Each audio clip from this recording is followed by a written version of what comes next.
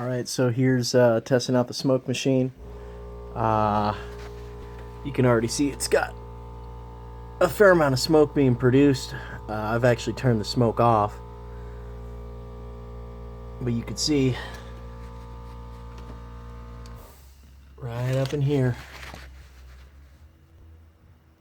you can see that smoke coming through. So we got a leak, metered air, right on the throttle body here.